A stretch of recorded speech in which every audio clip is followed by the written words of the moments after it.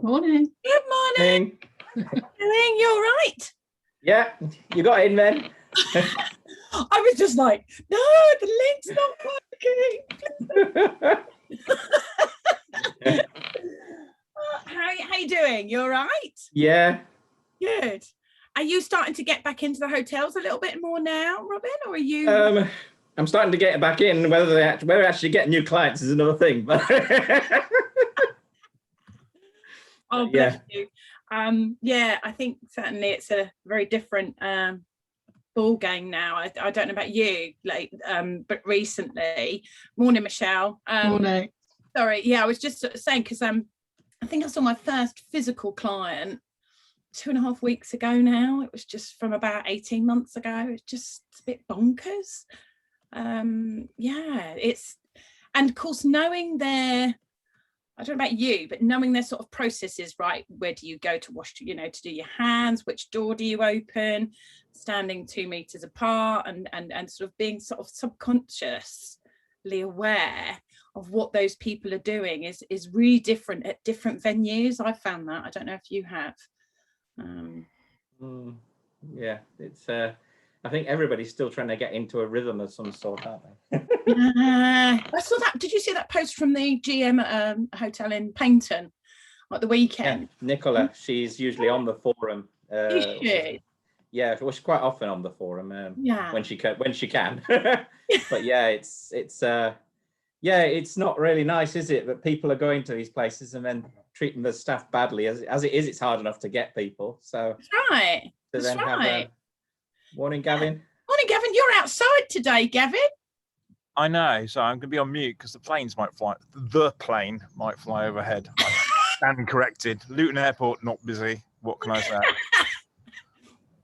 Oh, bless you. Yeah, it looks nice. And ready to do the barbecue for us all at the end. Is that right? Yeah, I've got the big one for Robin. Got the beast. Yeah. Robin, you're not wearing a jumper. What's going on? No. It's a bit hot for the jumpers these days. I've gone on to my short sleeve shirts. Oh, yes. Life moves on. Summer has come. It's warming up. That's how we know, because your jumpers have gone and you've got your really nice snazzy shirts on. That's the thing.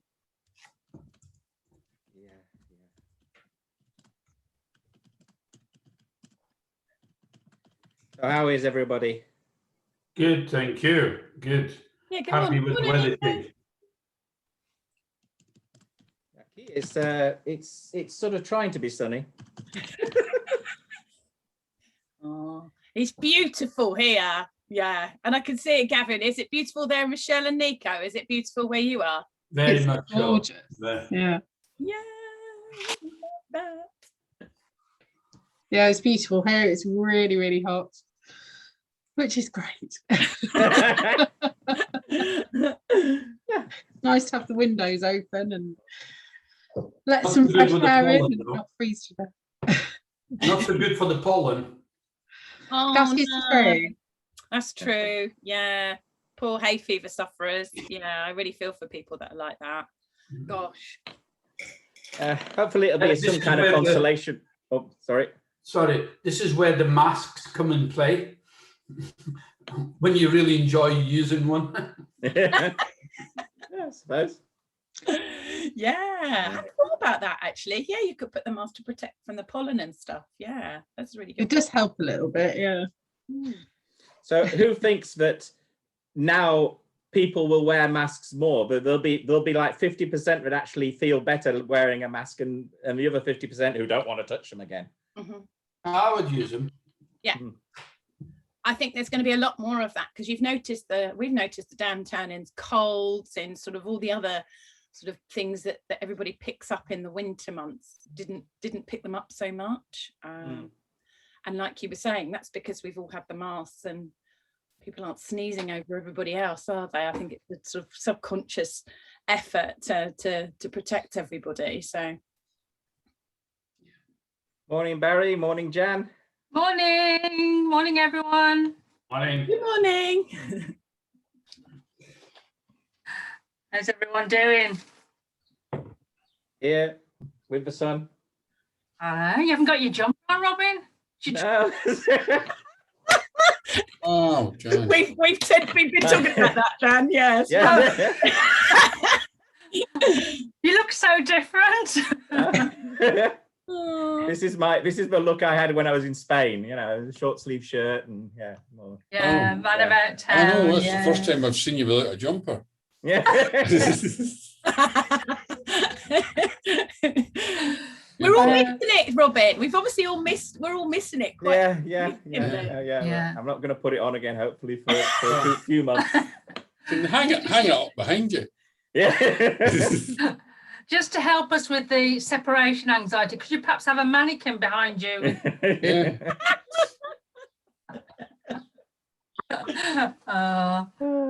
Yeah. Not right to be rude to your host, is it really? No, It's all right. I think I can take it. personal branding. any input's good for Robin. He's good. Yes. Any feedback's good. So changing the subject. Very quickly. Comments on the new booking, the way I've done the booking this time. Was it better? Was it more inconvenient? Was it just anybody? Any comments? Absolutely loved it. Yeah, it was quick. Yeah, it's good. It's just I was always conscious there wasn't somewhere to, like, when you book, to then say put it on my calendar so that you sort of like kind of remember it, it's there. Yeah. So I was looking around and I thought I'd try that. The only disadvantage I found is that now there's not as many comments on the LinkedIn, so it doesn't get as many views. So do feel free to comment on the LinkedIn call for action. Yeah. Did you put the link in the comments, or did you leave it in the post? It was in the post. They don't like that. They don't like you taking it away from LinkedIn. Just You have to put it in if the you comments. say things like link in the comments below, and that's okay. But LinkedIn, understandably, don't like you going away from LinkedIn. So any links that I ever do, I'll just say link in the comment below, and that's it. So I shall try that next time. Yeah, well, every day's a school day, Robin. That's took me a while to remember it. In fact, I was telling people how to do that and still doing it the wrong way. Do what I say, not what I do. Yeah, Yeah, absolutely. Well, that's always been. We all know what you mean. Yeah. I have that often with my daughter. But Dad, you don't do it.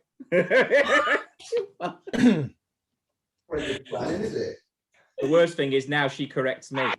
It's like if I cough and I don't put the hand over the mouth, you know, ooh, Daddy. No, it's a full room. Oh, thank you. Right, everybody's coming in now. Shut up. So, what do we think about Portugal? Was it really necessary, or was it just a distraction?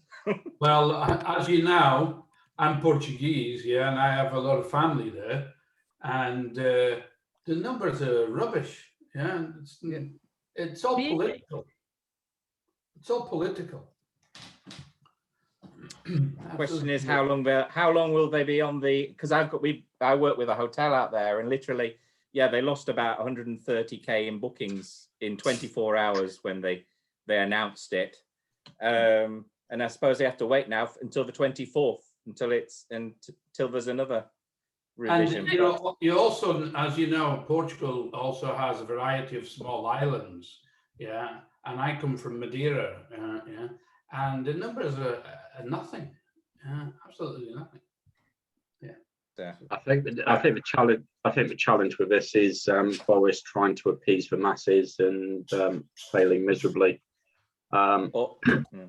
Having looked at the data, there's been no change in the case rate since before he allowed all the football fans to travel for the cup final, to when he made the decision to close the door. I think a lot of it is actually trying to keep people on domestic staycations, and motivated that way to obviously help the numerous friends, colleagues on the call that have their own businesses, hotels, But actually, when you look at what the masses are saying is, well, we're still going to go on our summer holidays to Portugal, and we'll just do the 10 days quarantine. It's the same with France. So the French have changed their guidelines to allow you to, you're fully vaccinated UK citizen, you can travel to France with the restrictions lifted. However, when you get back into the UK, you've got to do the same as you now have to for Portugal.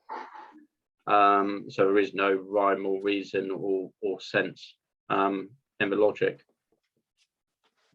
Yes, tricky times. Did anybody also see Nicola, who's normally on or quite often on the forum, her comment on LinkedIn about the abuse that she's getting from I suppose more senior clients, because her trade tends to be at the coach parties and all that sort of thing.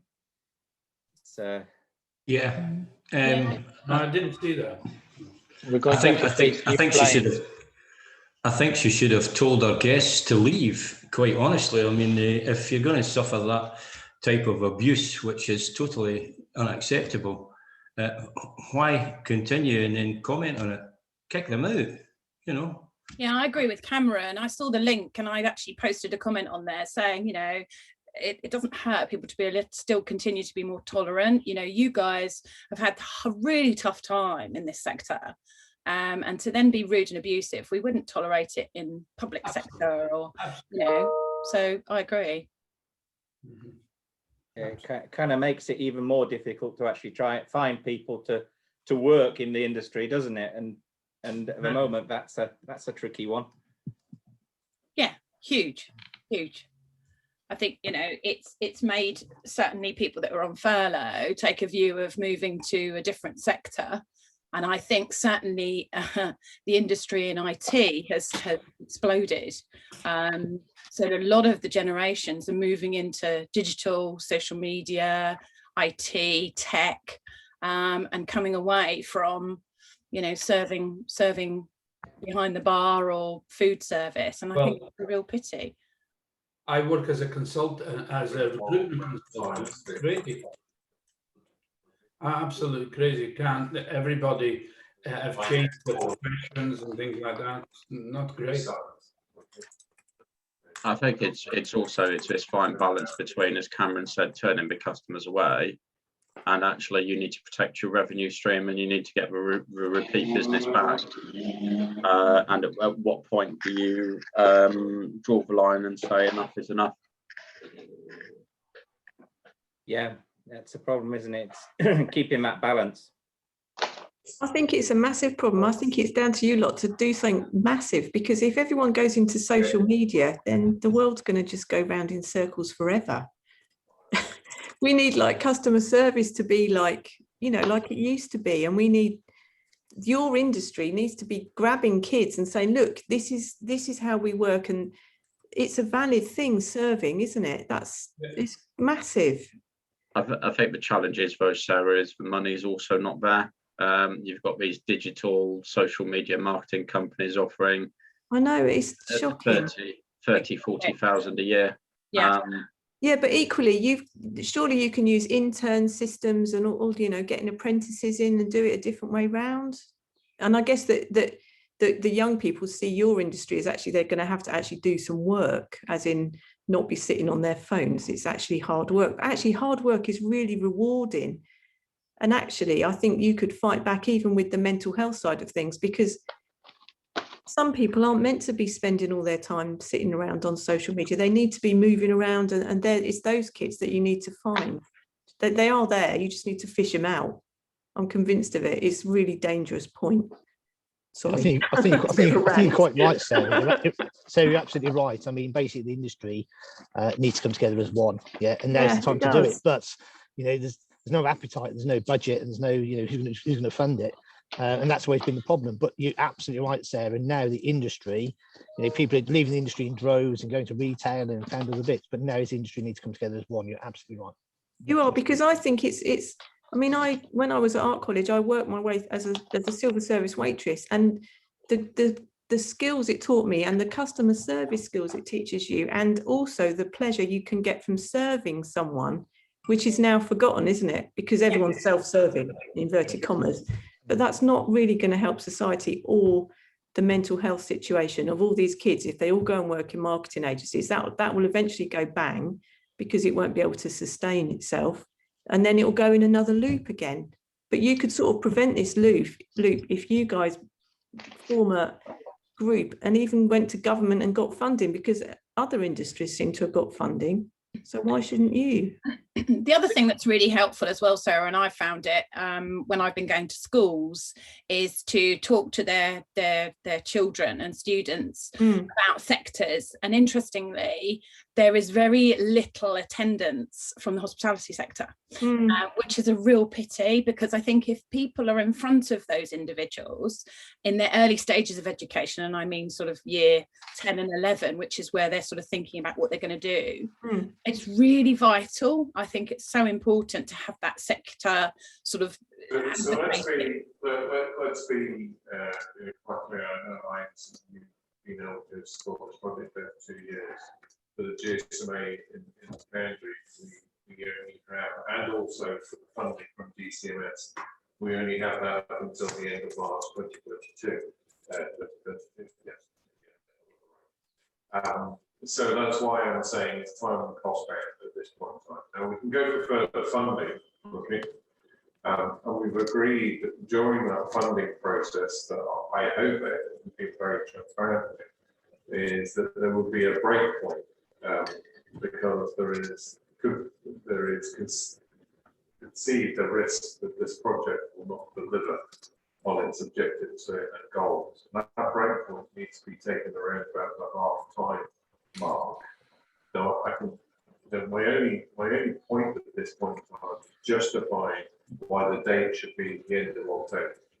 Okay, I'm not trying to be just making sure we're all very clear. At the moment, I hadn't been provided that information. Hospitality is a vocation, it's not a job. And I think the industry needs to stop looking at employing people in the under 20 age group that they can pay the minimum wage to, and start and pay people a sensible wage for the amount of work that they're expected to do. And if that was encouraged, maybe things would change for the better, hopefully. I totally agree. I think we in the industry also need to understand that to be able to protect our business, we need to train and develop individuals, but we also at the same time pay proper wage, to be able to sustain the people that we have.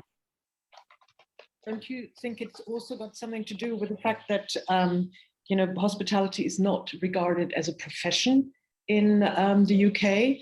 And I mean, I was lucky enough to be trained in Lausanne, and what we are lacking is a really high-profile, good quality place where you can actually seek the vocational training in the hospitality industry. Interesting. I mean, I was talking to the Mosman brothers, and they still employ well over 80% of just Lausanne graduates, because they can't get the caliber of, British staff.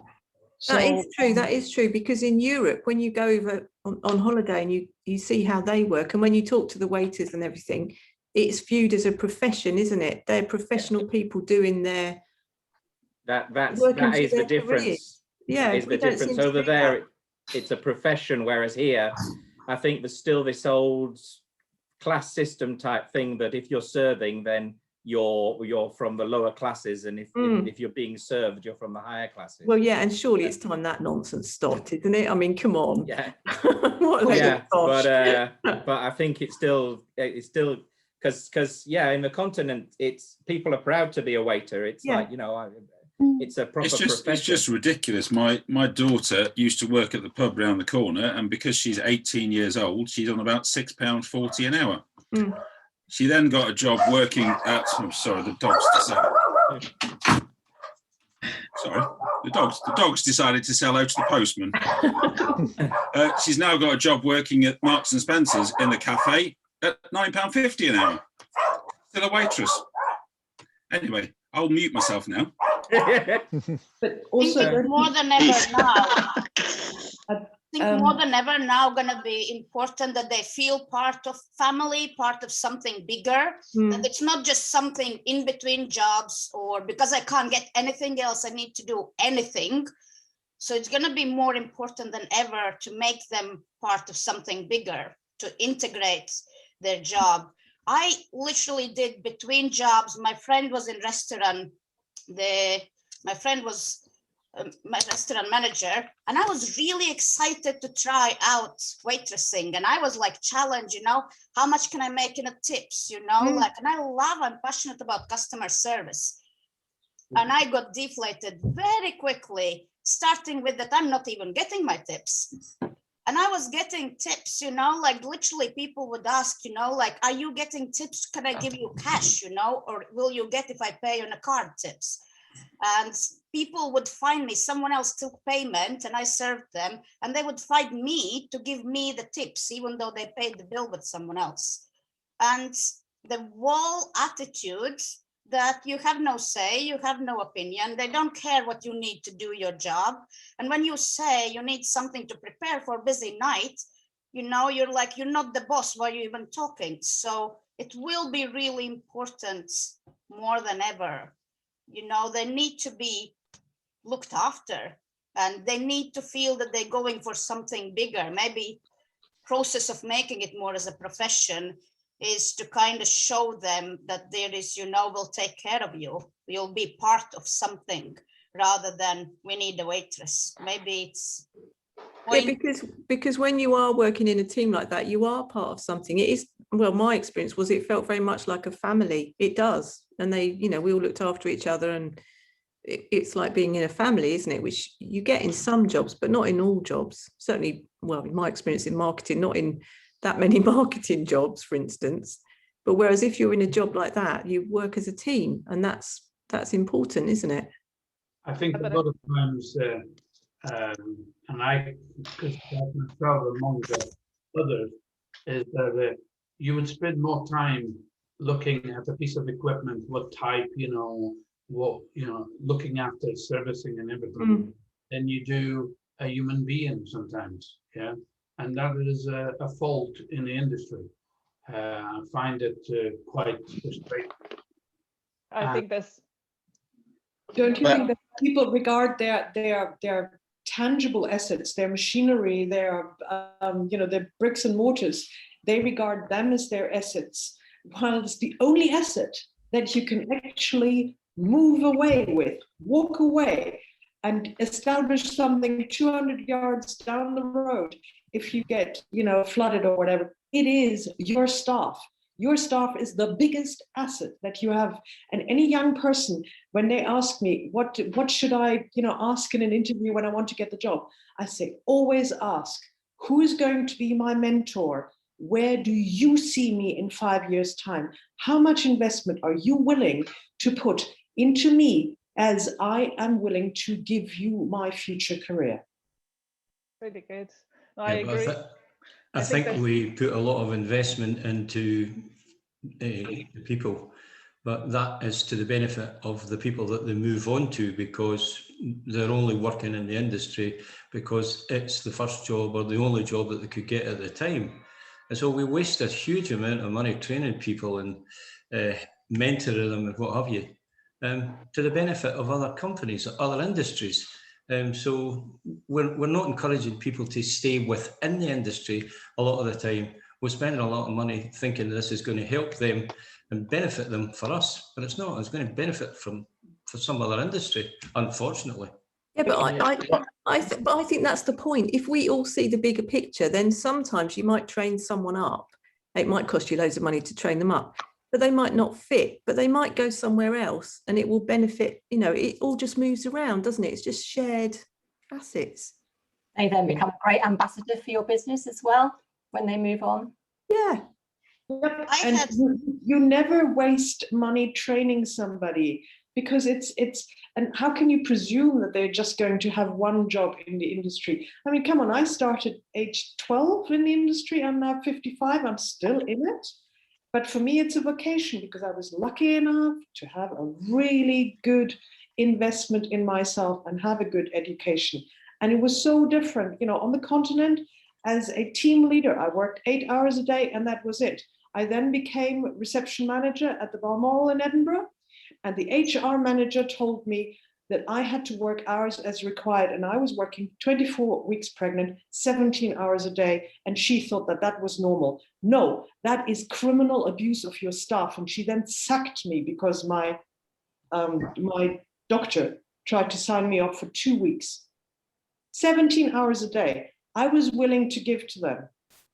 But, you know, it's just, we have to get better standards in the industry. We have to treat our staff with respect and regard them as our most valuable assets.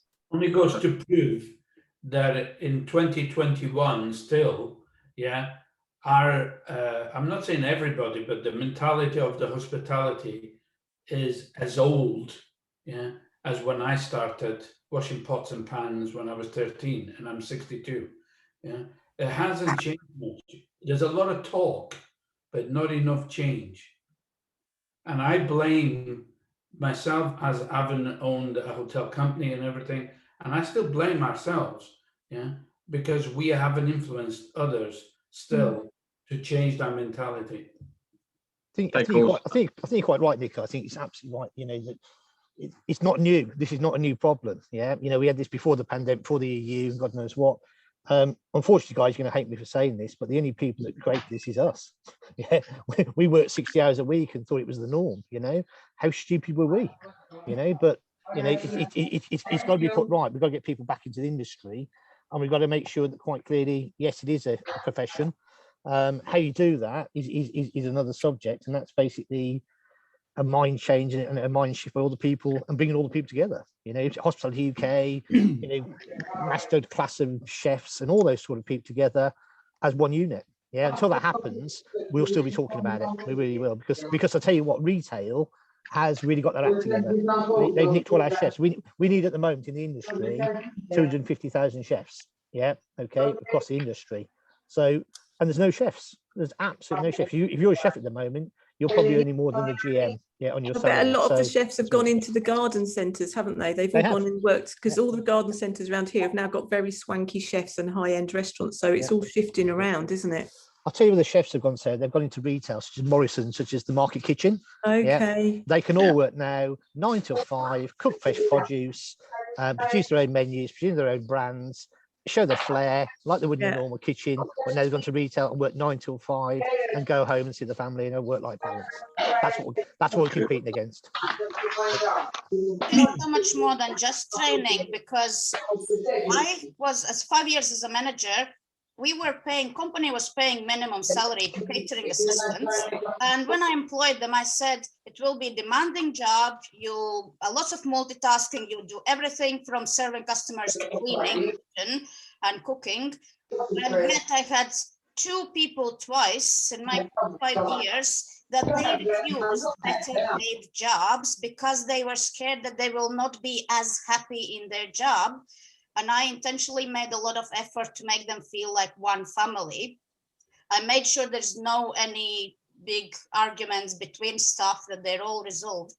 So there is a lot more than just training. Literally, people didn't go to better paid jobs because they thought they're not going to be as happy in their job. The team won't be as good. So it's a lot more than training. It's all the passion and being part of something.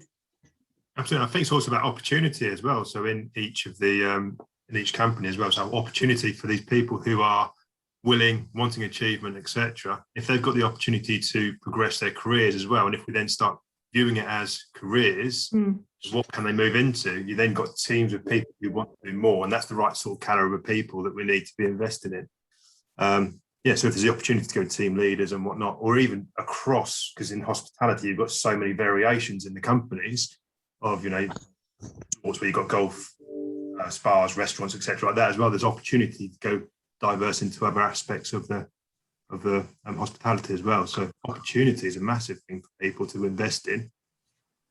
I think also you've got to look at, there's been a steady decline in the number of students actually entering hospitality related courses, which is part of a problem. I mean, I think we've started from about 2018, because ultimately to get anywhere, to get into the top 20 hotels in London, picking up on what other colleagues have said, you've got to come from Lausanne or one of the big international schools. There is not a British GM in any of the top 20 hotels in London. They're all recruited from overseas, as are quite a lot of the senior management teams, which kind of builds on the point that we need to develop this homegrown talent. That must reflect as to what we're teaching in further ed then here, mustn't it? That must reflect on our FE colleges and our sixth form colleges and what the kids are being pushed into, and also the level of training in those colleges. Yeah, I mean, you talk to a lot of hotels I use down in London when I'm traveling from work. You talk to people and you're lucky if you can spot a British accent on the staff, because all the staff have either come across from Europe to work here because it is a career to them. They will work the hours, whereas the youth of today in the UK don't want to work the 10-12 hour shifts. Now that's stopped.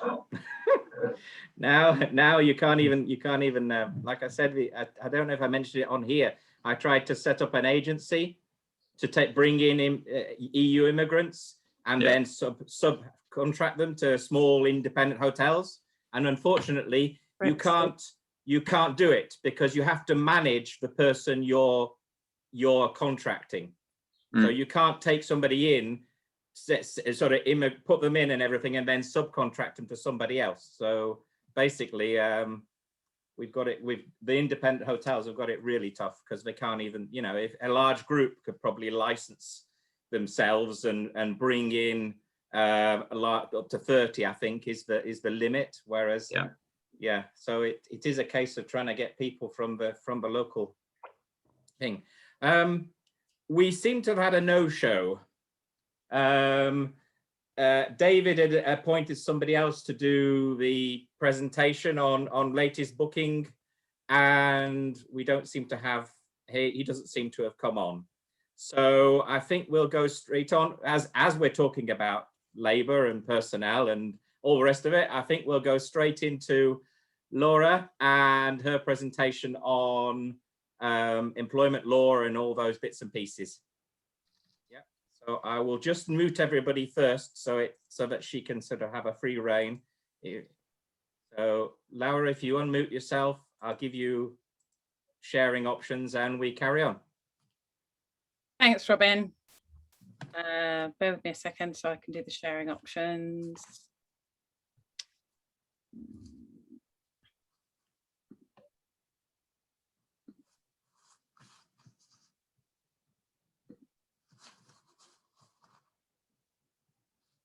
Can you see that? No.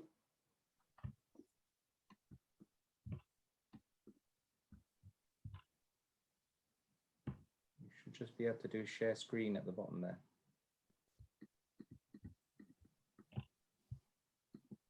All right. Oh, it might be because it's not on. Bear with me a second.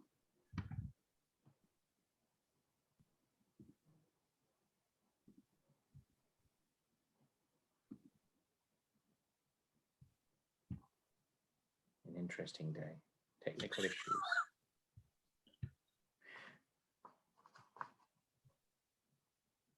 That moment when you think, talk amongst yourselves, because normally in an open forum you would carry on, wouldn't you? Well, I have silenced everybody. Going back onto the subject personnel. Oh, here we go. Right, there you go. It always works that way. If I start talking about something, it works. So carry on. Sorry, everybody.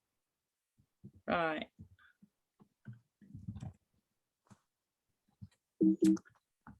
Okay.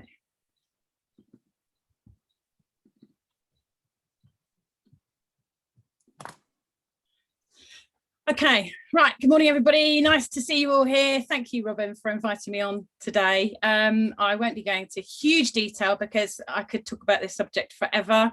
It's an area of work that I do tirelessly, and yeah, and for me, it's very rewarding. Listening to you all talking this morning has been really interesting, and it's certainly something that, you know, is on the top of everybody's agenda at the moment. I just wanted to talk about a few issues that are going on that has an impact in hospitality at the moment. And these are sort of the 4 areas. If I get to the final one, not to worry. If we do, you know, I've got a link on the page, Robin, that people can click onto to take them to the actual tribunal case. So predominantly, we're talking about fire and rehire with hospitality as it has been. Certainly many employers have changed their T's and C's during this time. I don't like to call it the pandemic, but we all seem to be using that very frequently. Whether it's accessing the furlough scheme or enabling survival of the business through really challenging times. Some employees have been willing to agree to those changes in order to avoid redundancy situations. This has been brought into the spotlight recently by British Gas, because there was a case, and we probably all heard it in the media, where employees were given notice to end their existing contracts and asked to agree new terms. This is something that we as lawyers will probably know and be quite familiar with as we go through the courts, because I'm sure this is going to be challenged, enforcing changes that may be less favourable for those individuals. It has to be a really good business case. So one of the things I would say to you is, if you have an agreement and you have varied the terms of the employment conditions with your staff, is to make absolutely sure that you've got that in writing. Because one of the things that the courts don't like is that there hasn't been agreed written terms. Any variations will have to be written down, and if they were originally furloughed and you haven't written it down, then they would have to go back to their original terms. So one of the things that's really important is making sure that you can do that. And here at the Affable Partnership, we can teach you everything you need to know about negotiating those changes and how you need to implement them fairly. The other thing that's come up is the coronavirus recovery visa, and it was touching on what you guys were talking about earlier.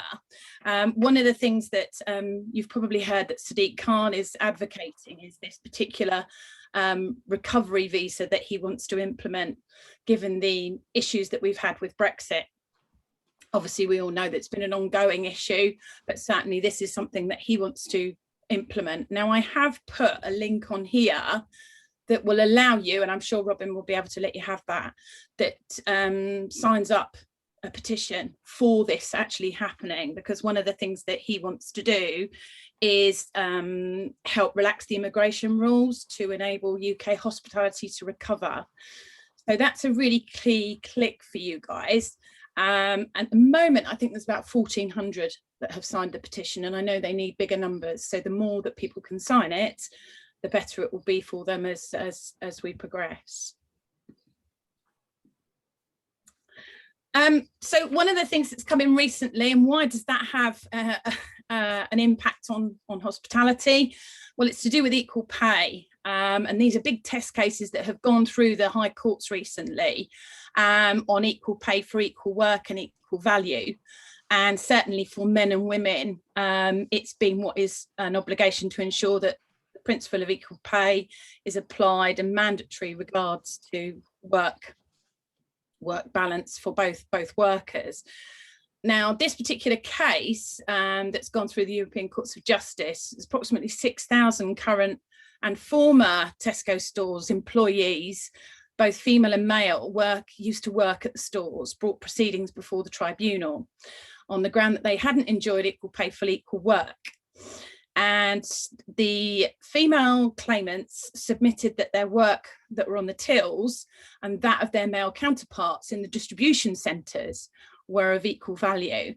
Now, the ECJ have found in favour of those claimants. We certainly have Next, we certainly have Morrison's, we certainly have Asda, and some of the big blue chips that are all waiting in the queue for this particular case. Now, one of the things that it's worth you know, it's important to consider is that you are making sure that you're measuring those equal value work claims before they get as far as a court.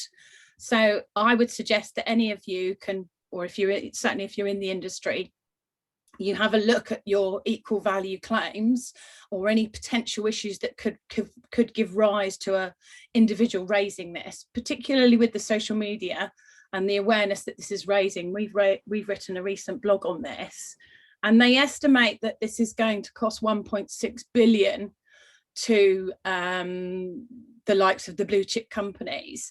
So it's going to have a knock-on effect, and I would say it's really important for individuals to be aware that there are potential claims in the hospitality sector for arguing whether their claims are equal value or not. Another recent case that we've had, and it's certainly something that we've never had for quite some time in the tribunals, is a 2.5 million claim in discrimination for unfair dismissal. Recently, it was to do with an individual who was experiencing symptoms of cancer. It was undiagnosed at the time, and the situation was that the manager sent out an email to the senior leadership team, informing them that the employee had been let go. Now, the whole process from the tribunal's point of view was that the whole dismissal had been a complete sham. This individual had been employed for the company with it was a large US technology company for over 30 odd years. He started to show symptoms of ill health and being unwell. And the knock-on effect was that he suffered severe depression and anxiety, which the tribunals found in favour of the claimant and not the employer, saying actually it was the employer that caused the depression and anxiety. And what happened was, at the end of the remedy hearing, the tribunal made a compensation award because there'd been so many documents that hadn't been disclosed, and the figure of 2.5 is the second largest award for disability discrimination ever made in the UK. It's very rare for these awards to be made, but it's something that I just wanted to highlight, because employers, and certainly from your perspective, should conduct a reasonable investigation before deciding on the correct response, including obtaining medical evidence with the employee's consent and following obviously a more appropriate procedure. One of the things that is also important to note with these sorts of cases is you don't have to accrue 2 years service to bring a discrimination claim, and you can still be employed by your employer for a discrimination claim ongoing. So it can cause all sorts of issues, but I would say if you're in doubt or you need help with managing absence or support, come and speak to us at the Affable Partnership. And finally, and I won't go into it today because obviously you can go and have a look at the blog, we've had our first COVID case. It's all to do with health and safety grounds in a warehouse. Recently, the courts found in favour of the employer on this particular occasion, as opposed to the claimant. He was refusing to come back to work until he felt that it was safe. His employers, under the tribunal's view, found that the employer had taken all the appropriate reasonable steps for health and safety, and that they had complied with all the legislation and the guidance that the government had given them, and therefore his dismissal was not unfair. So I thought you might like to go and have a look at that. The link's on the slide if you want to go and have a little bit more of a read about what the case was all about. But it's certainly, from our perspective, starting to come through the ranks, and we're starting to see how things will unfold. I probably suspect myself and the barristers I work with, we're going to be fairly busy in the next 6 to 8 months. So this is me, myself and the team. We all did different sectors within the business, from mental health and wellbeing to payroll and pension and commercial and debt collection. Thanks for your time. If you'd like to have a chat with us, please do feel free to book a discovery call. It's no obligation, and we'd be delighted to help you. Thanks again.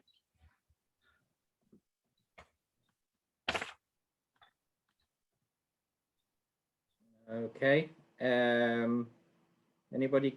Oops, blank screen. I think you need to unshare that. Sorry. Can't see anybody.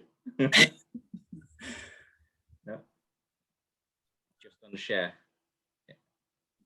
At the top, I think it is. It says unshare the screen.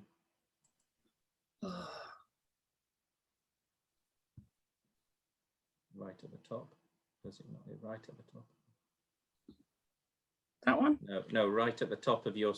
Can you? Is it not above? Above that, is there not something to unshare screen, or is it down at the bottom with where the share screen is? Yeah, if you're on a Mac, it's at the bottom Nah. where it says share screen.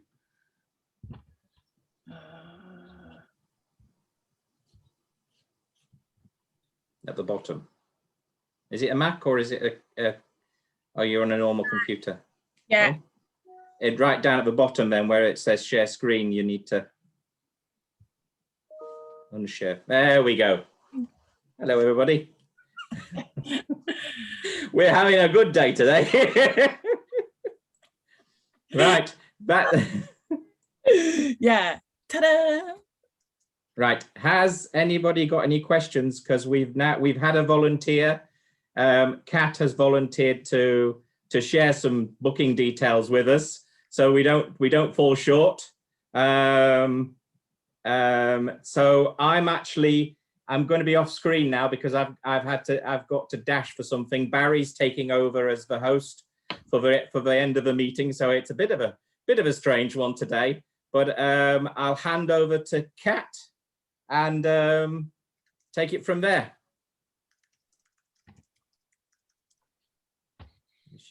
Hi, Barry. Thank you. Hi, Robin. Thank you very much. So hello, everybody. My name's Kat McLeod, and I've been on quite a few of these calls, so I've met most of you, but hello to everybody that I haven't met as well. I've just pulled some statistics of year to date this year compared to year to date last year, because we've got over 560 hotels across the UK and Ireland, and over 1,000 hotels worldwide. So in terms of statistical analysis within Hoteliers, the company I work for, I thought there's some quite relevant group sets, particularly for yourselves based in the UK and Ireland. And looking at the statistics, we are primarily focused on the global distribution systems, so the channels that travel agents use. Typically, that's been about 40% leisure, 60% corporate, although we're seeing an interesting movement in that with the pandemic, particularly anybody who was traveling from or to Portugal. Anybody who's booked via a travel agent will be very, very glad that they did, because the travel agent will be looking after them to get them back when they need to get back. Whereas if you're traveling as an independent traveler, even in the UK, then you're on your own if you're purely booking via booking.com and the airline directly, etc. The key statistics that I wanted to share, not in terms of actual numbers, but in terms of definitely the trends that we're seeing, is that we are seeing a marked increase in bookings via hotels' own booking engines this year. And that's predominantly across our UK non-primary city locations. So I'm looking at some regional hotels, whether it's Cumbria or Norwich or down on the south coast, that are seeing a really marked increase in their direct bookings via their own website. So making sure that that channel is optimized for every property is vitally important. And that's the simple thing, and that's what everybody says: book direct, book direct. So it is definitely a trend that we're seeing, and definitely everybody should be capitalizing on that. But what I also wanted to share with everybody is that we are also seeing an increase in GDS reservations to some properties where people might be quite surprised that there is an increase in GDS business. So I've got a lovely property in Cumbria who is getting a lot of very specific corporate and kind of wind farm technology, can't think of the word, energy company business that is transacting via the GDS. So yes, absolutely, you know, direct business is best, but everybody please remember that the global distribution systems are out there, and the corporate business genuinely is, and I'm looking at the figures on a marvelous spreadsheet my colleague pulled for me at very short notice. And there are very distinct threads of corporate business that is booking right now. So a lot of destinations are very busy. With Southampton was another one that came up. You know, the corporates are struggling to get accommodation that they want to book because it's so busy from a leisure perspective. So I just wanted to share that with you, because we are seeing that the shoots of recovery, and you know, from Oban and the Isle of Mull right the way down to the south coast, Cornwall and Devon, much more quickly than we thought that business would be returning. And that corporate business is, you know, we're getting those inquiries now, so we hope that everybody can be ready for those as well. Thank you. My name's Kat McLeod, and I finished speaking, as we say on Clubhouse. Thanks, Kat. Thanks very much indeed for that. That quite interesting insight. Would it be fair to say, reading into what you're saying there, there's a couple of messages that stand out to me. Is one of the trends that you're seeing a general shift within the professional travel management market, where we're aware, generally speaking, corporate business travel is down, leisure travel is up. Is there an indication there of the I certainly know from my own experience some independent travel agents who are shifting their focus from corporate to leisure at the moment, and they'll shift back as the corporate market recovers. Is that a fair trend that you think you're seeing? Definitely. And so we have about 30 travel management company called agency biasing agreements with some, as well as the consortia. The consortia are a different crowd, and that's very much corporate. But the independent travel management companies, whether it's the company down the road where I am in Isleworth or your high street independent agents, then they're needing to diversify. But also people are understanding the value of them. The consumer is understanding the value of the travel agent, because quite genuinely, if you were in Portugal when that announcement was made and you booked via Virtuoso or an independent agent who was looking after you with that, they are on it, they are listening, and as soon as that was announced, they are looking after their travelers. Whereas if you've booked via your, and EasyJet do an amazing job, and you know, all the airlines have actually, I mean, even Ryanair, I personally think have been doing a good job, but they, you know, he's always antagonistic in his, that's how he does his PR. But where you're looked after by an agent, they can also find you, you know, whether you want to book, I don't know if we've got the Creep Hydro crowd on, or, you know, when you're planning your trip somewhere, the traveller is, and I think the industry is doing a much better job of communicating the benefit of a professional travel management company and a professional agent to the booker. So diversity, having that diverse range of distribution. One property that I've talked to, you know, 76% of your business via booking.com.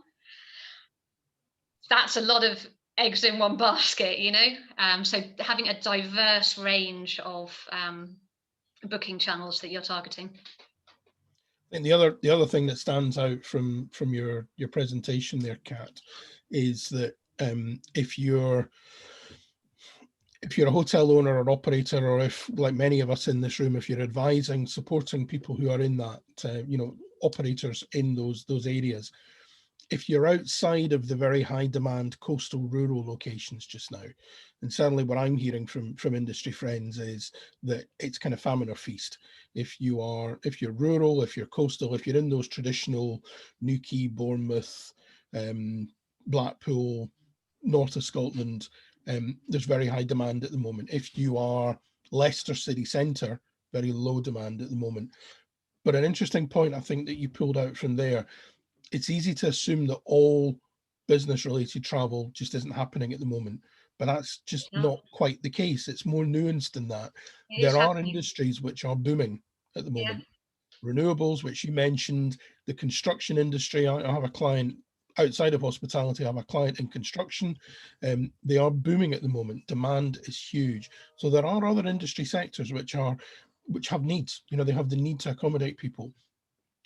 I guess the advice I would be giving is, if you're in one of those low demand locations at the moment, out with the tourist hotspots, think outside the box.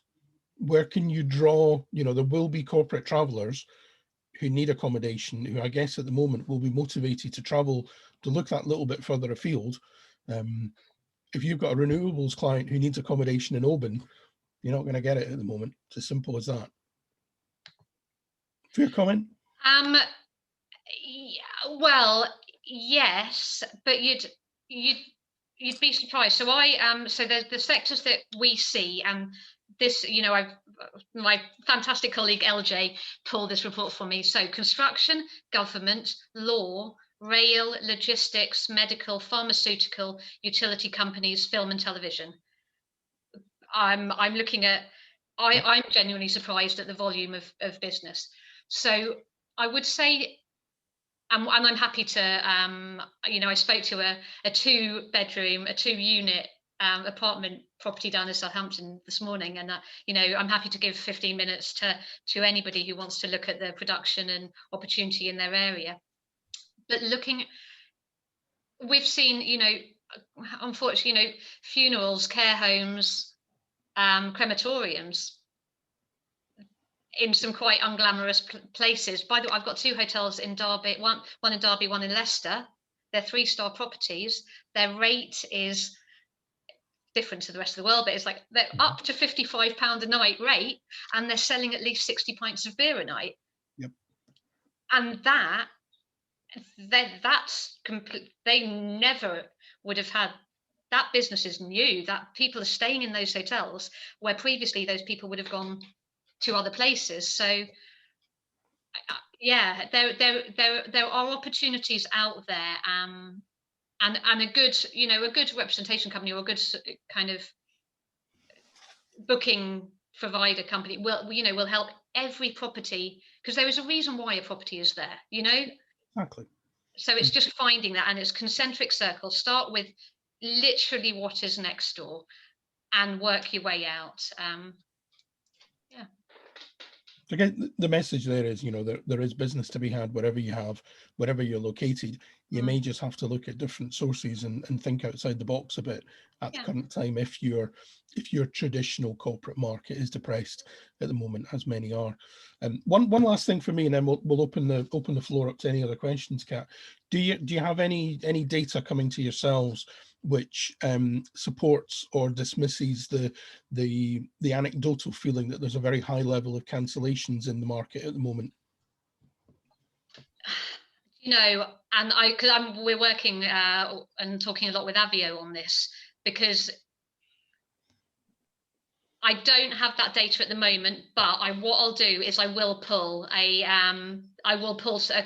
cancellation report, and so in 2 weeks' time I'll have the answer for that in actual black and white, because I think at the moment there's a lot of anecdotal things, and it's you know, it's lies, damn lies, statistics and PR. So what I'll do is I'll actually pull some reports. We do have a great data set, you know.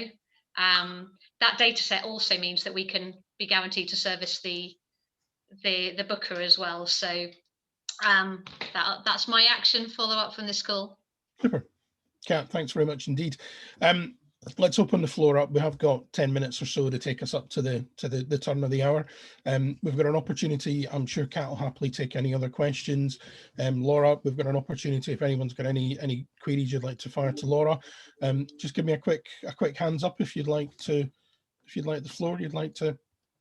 Okay, in no particular order. I saw Sarah's hand go up there. Sarah, do take yourself off mute. I think that now is the time to I don't think, with all due respect, Kat, I really think now is not about analytics. It's about brand. It's about all the hotels actually working out what they're brilliant at and then marketing that to their audiences. Absolutely. That's what it's about. I think analytics, you can waste hours researching all this. And I actually feel quite angry about all this stuff. I kind of think that we've all drowned ourselves in analytics. We must have wasted hours analysing numbers when actually all everyone's got to do is look at what their hotel or business's strength is, and then market that to the audience around you. I agree. That no one's doing this. It's crazy. I agree. And I think that's where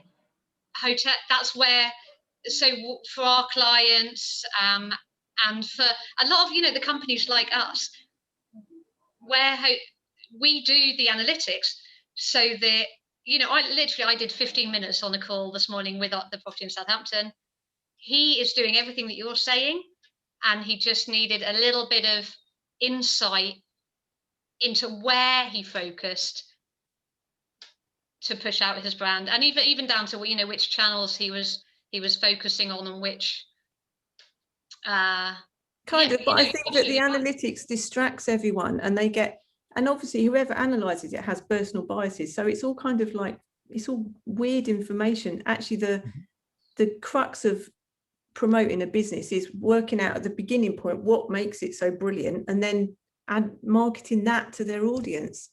Then you get the analytics point, but really that will just make them stay the same. It won't make them grow. It will mean the business just carries on doing what it does. It's like when we buy stuff in the supermarket, they sell us more, don't they? Because the marketing people go, oh, look, she bought that last week, let's sell her more of that. It means everything stays the same. It doesn't mean everything continually gets better and then everything melts down, a bit like I think we're starting to do here. I think it's not here, but in the world. Sarah, I think it's a fair point. What I might put into that debate is to say that I always encourage my contacts and clients that the data should help to form the decision rather than directly driving the decision. I would agree with you that in some circumstances, some organizations, the decision can be driven completely by data and the human factors are taken out of there. I guess the contrast is that if everybody was capable of taking informed, educated decisions, the market wouldn't need people like me. They wouldn't need consultants, advisors, and support people, because, we wouldn't be necessary.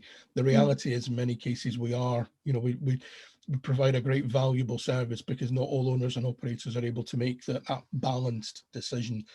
Largely because, and I know from my own operational time, I spent over 30 years at the front end of operations. It's so easy to get suckered into working in your business constantly and not being able to take the step back and spend an element of time working on your business. And that's working with smaller independent hotel owners. That's something that I still to this day see all the time. So I think there's a space in the middle there, that there is a valuable place for data, but the data shouldn't dictate the decisions that people are taking. Completely with you on that. Sorry, Barry, just to sort of interject as well. I don't know if Kat was on earlier on when we were first talking. We were obviously sharing the experience that Nicola had with LinkedIn. Yep. And her customer journey, if you like, with rude customers at their venue. And it was something that, from a personal experience, it's that journey that the individuals want to have, and it's I think it's so important. And there's part of what Sarah is, I have huge empathy for what she's saying, but also I totally agree with what Kat's saying about, the figures have got to add up because of where they're spending their budget, but also the emotional side is, let's be realistic. Hospitality is all about fun. We all had our fun taken away from us for 18 months, and it was just horrendous. And the heart of why people do what they do is to go out and enjoy themselves, and what they want is a really quick fix. They want to be able to press those buttons where they can just go ding ding ding, done, it's all ready, I'm off, I'm going, and that's it. And I think that's the reality of a lot of that. So yeah, I just sort of wanted to mention it, really. No, I think it's very fair point, Laura. I would from personal experience in the last couple of weeks of businesses letting me down because they've overcommitted themselves. Now this is a controversial viewpoint, but I'm going to say it anyway because I think it's important to say. I don't know that the customer really cares what a tough time hospitality operators have had. The customer wants the service and the products that they're asking for. And my personal experience, bank holiday weekend, being told by a hotel that, yes, I know we've let you down this weekend, but we've been very, very busy. I know you've been busy, and I know that you've overcommitted. You've taken too many bookings, And actually, you've charged me a premium to be here on bank holiday weekend. So with the greatest of respect, I'm not really interested that you're busy. You've let me down and you've not delivered the level of service that you could have. And they were a bit taken aback to hear that. But actually, from a consumer point of view, that was how I felt. Had I been charged the normal rate to stay that weekend, I might have been a bit more forgiving. I was charged a premium because it was bank holiday and I was still let down. The customer, the customer's got high expectations. Equally, life isn't black and white. Customers overstep the mark as well at times. I totally get that. Felicia, I noticed you had your hand up earlier on. But you have a question there you'd like to ask? No, I think I've made the point to regarding the analytics. Whilst I absolutely hear Sarah's point, if I can just slightly pivot away from hospitality. My sister does an online shop, and she always thought that Amazon was actually her biggest driver, where she got most business from, until a kind number crunching friend analyzed her thing and said, actually, your own website, that's where you get most of your business from, because even though you have got less orders, but they're much bigger. So you don't concentrate on 23 £1.50 orders from Amazon, but concentrate on the 2 that are worth £850 on your website. So she was able, thanks to analytics, because she just couldn't see the forest for the trees, she was able to then just know that. So every time she was spending time on Amazon, she knew actually she should be spending it on her website. So I'm adding this example that, and as I said in my chat, I think what is essential for all of us are our gut feelings, and we have a sort of, and we work on our brand and we make sure that everything is as perfect as we would like it to happen. And by the way, I think it is totally wrong to charge a premium over bank holiday weekends, just to throw that one in. But analytics can it's just sort of quite interesting as a background information. So whilst I hear you, Sarah, I also hear Kat, and I think both points have validity. Thanks for that, Felicia. Thanks for sharing that in. We've got the last couple of minutes, folks, just before I wrap things up. Any last questions, comments, anything anybody would like to add in? Yeah, analytics. I mean, I think the analytics should be of your own property, not worrying about what other people are doing or what the world is doing type thing. It's what you are doing, and are you doing what you believe that you should be doing? And that's probably the most important factor, from your own point of view. Yeah, and I can see that a lot on, TV advertising for other industries, and they seem to be worried about what somebody else is doing, and they fall into a line of reducing things because they think, well, I need to compete with them. No, you don't. If you're doing what you believe is correct, stick with it. And if the analytics show you're getting the results, why worry about what the competition is doing? Let them worry about what you're doing. Yep, thanks, Cameron. It's a very fair point. Any last comments just before we wrap things up? I'm conscious of the time. We are at the top of the hour. Folks, let me thank you very much indeed on behalf of Robin and indeed myself. Thanks for joining us again this morning. We'll be back in 2 weeks' time. Do look out for the communication from Robin. Last reminder before you log off, if you wish to, do remember to save the chat. Down in the bottom right-hand corner, you'll see the 3 dots next to file. Click on there and you'll be able to save the chat. As usual, Robin will be sending out his regular wrap-up email later today. All remains for me is to say thanks very much for joining us. Have a good rest of the day. Have a good couple of weeks until we see you again, and keep safe and keep busy. Thanks ever so much. Bye for now. Thanks, everyone.